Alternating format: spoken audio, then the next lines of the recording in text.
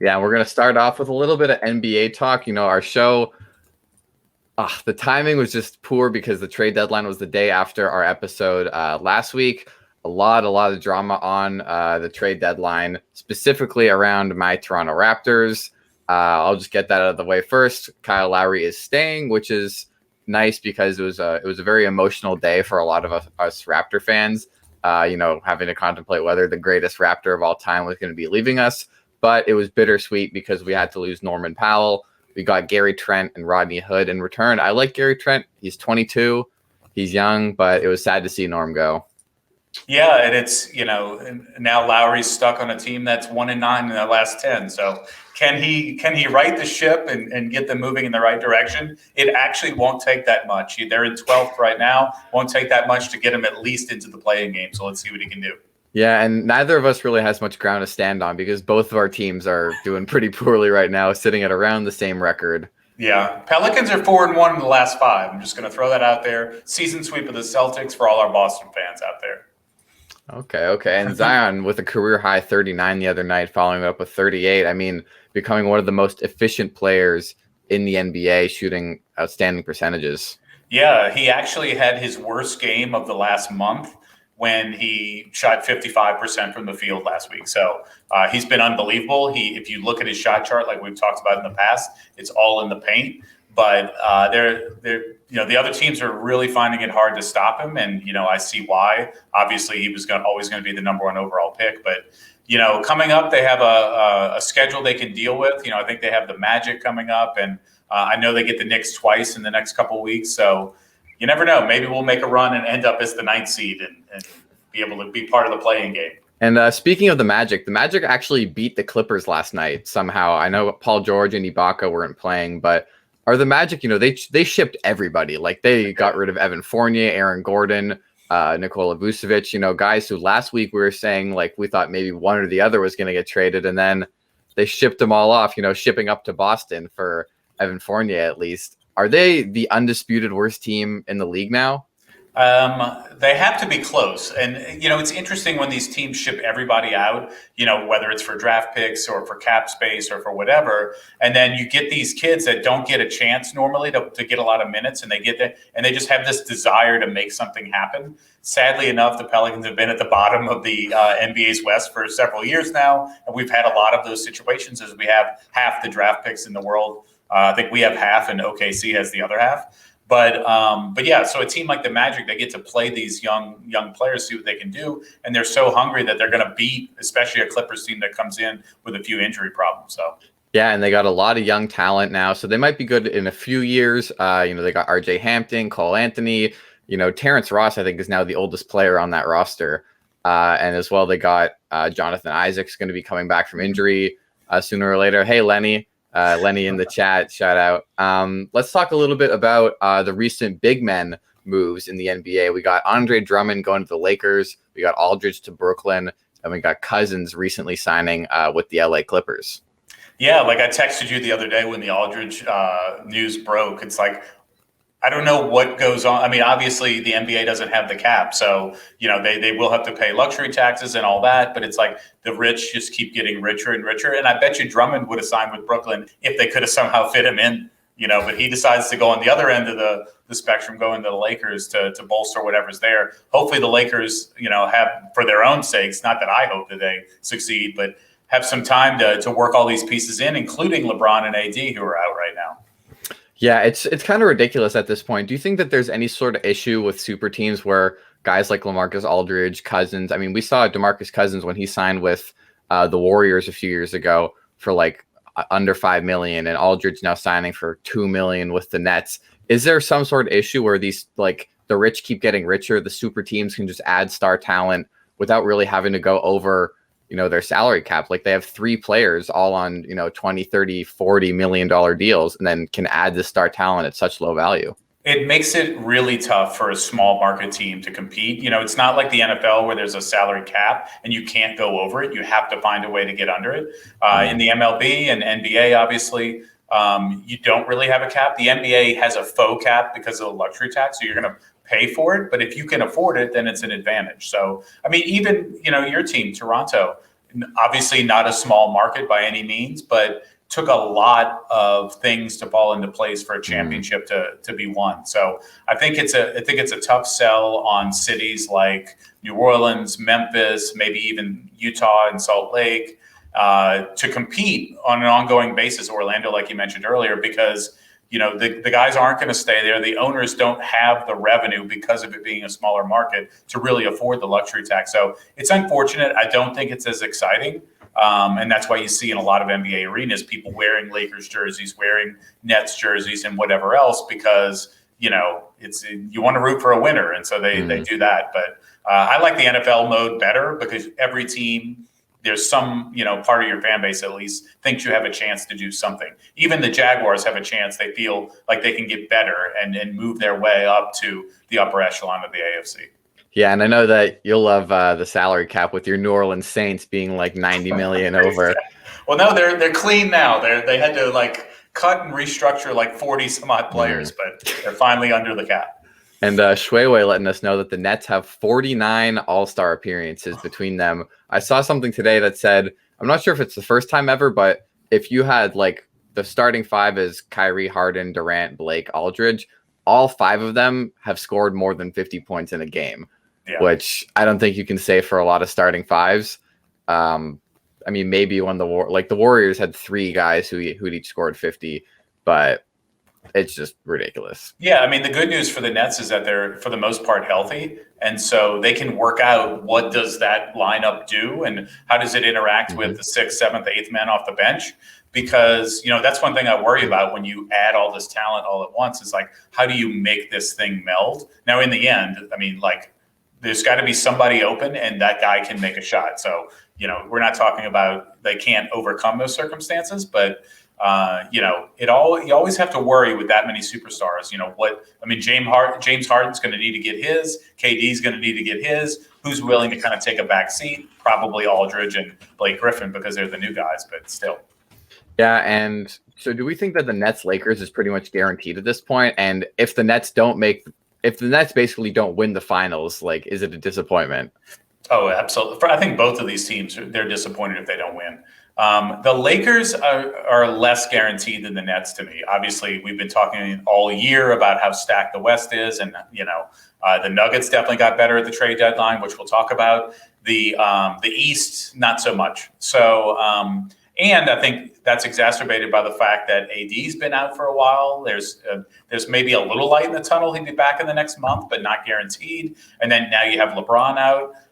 Look, in the end, if they get to the playoffs, they might have a harder path to get to the finals. But, the Lakers are still your odds-on favorite in the West if everybody's healthy come day one of the playoffs. Yeah, and hopefully Anthony Davis can get back in action soon. Dennis Schroeder's been playing a bit better as of late with no LeBron and no Davis. And the Lakers are just falling and falling. So depending on who they get, in the first, second round, we could see a lot of shakeups in the seeds. Phoenix has won 6 of their last 7. They're playing great right now. Utah is still playing pretty well, and they're still atop the West. But it's going to be interesting to see how that seeding works out and whether or not one of those teams gets bounced. Because I could see, Phoenix, Utah, even the Clippers getting bounced first round if they have to go against the Lakers. Well, and you also have Nuggets, Trailblazers, Mavericks, who are all on their way up, right? Although the Mavericks were 5-5 in their last 10, but for the most part, over the last 2 months, they've gone from 13th in the West to 7th. So there's no easy series in the end in the West. But if the Lakers go down and they end up having to play the Clippers, you're taking away one of the preseason favorites, week 1.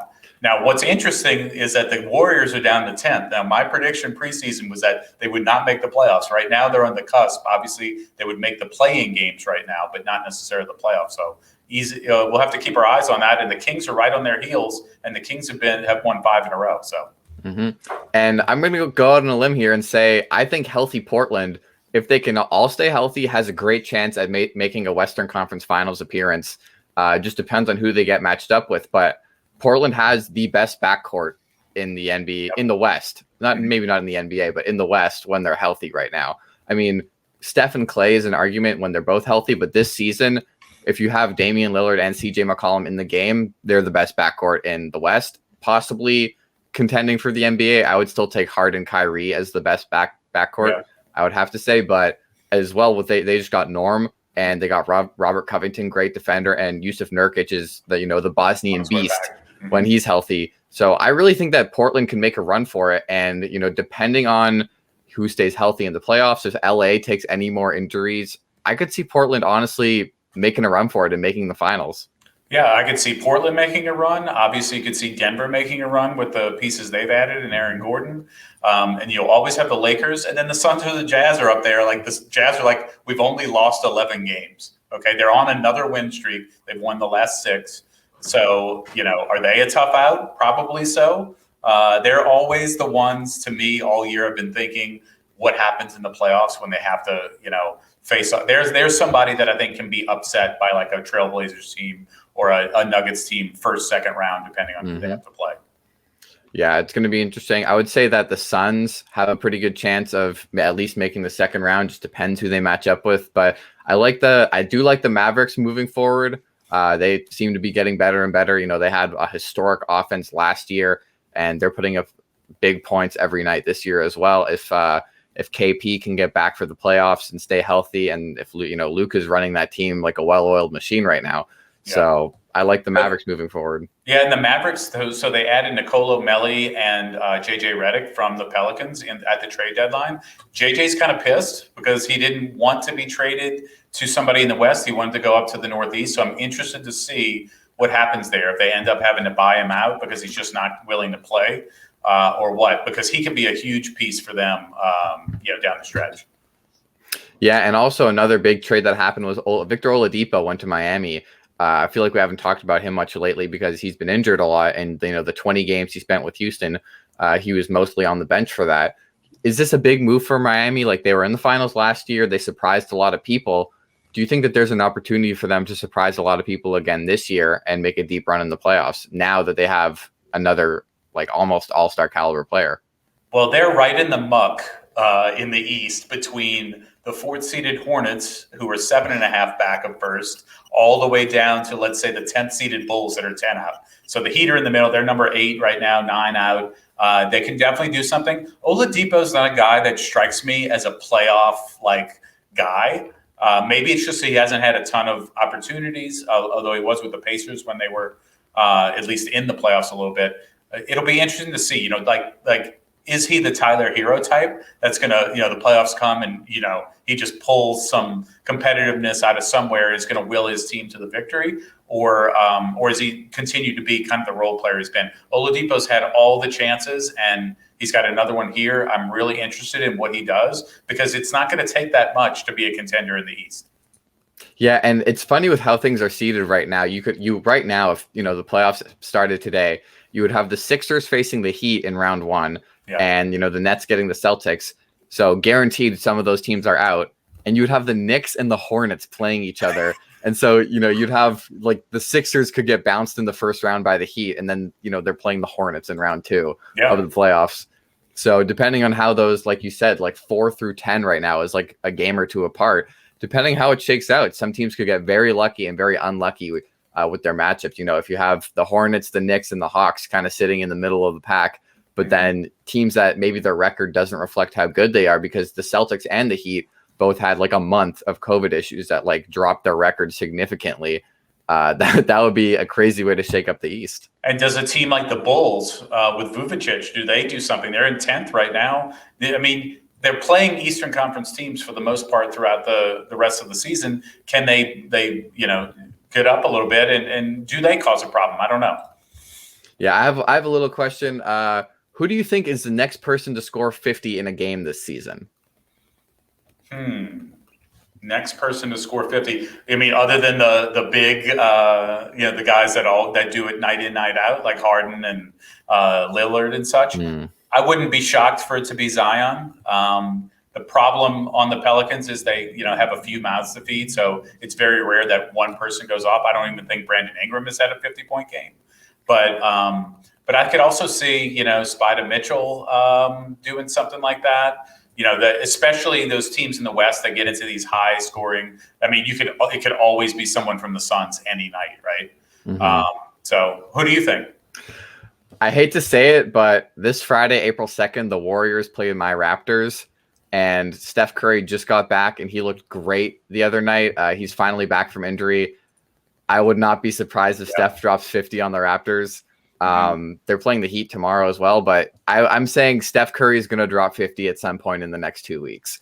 I don't know when, I don't know where, but I have a feeling that, maybe a little revenge tour on the Raptors could be in play. I love the two comments we got here. Lenny says Westbrook could do it on any night. And of course, Alex Caruso getting 50. The other thing I saw the other day was that James Harden has scored 50 points against every team in the NBA except for Houston. And I think he plays them either tonight or tomorrow night. So that could be the one.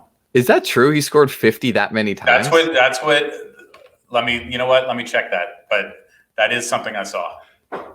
That would be unreal. And yeah, if they play Houston in the next few days, that would be quite the revenge tour. Yeah, They play tonight. They play tonight. Yep. I'm looking it up right now. Yeah. So we got a few people watching on Facebook right now. Cool.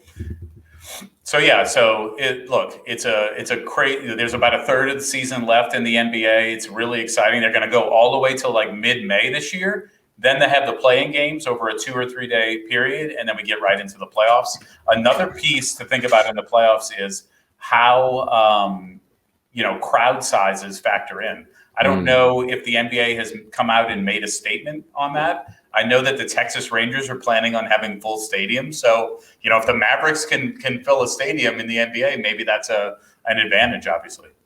Yeah, and the Tampa Bay Raptors are not going to see any advantage to that with no home crowd playing 72 away games this year. But I feel like that's a little bit, uneven and might provide some unfair, some true home court advantage in the NBA. And in the end, the NBA may have guidelines on that so that nobody has an overwhelming majority or advantage on that. But yeah, something to think about for sure. Thanks for watching this Lost Tribe video. The full show of Pass the Rock airs every Wednesday at 5:30 p.m. Eastern on Twitch. Be sure to like and share the video and comment below with some things that we need to talk about next week. We're always open to new conversation. We are Lost Tribe.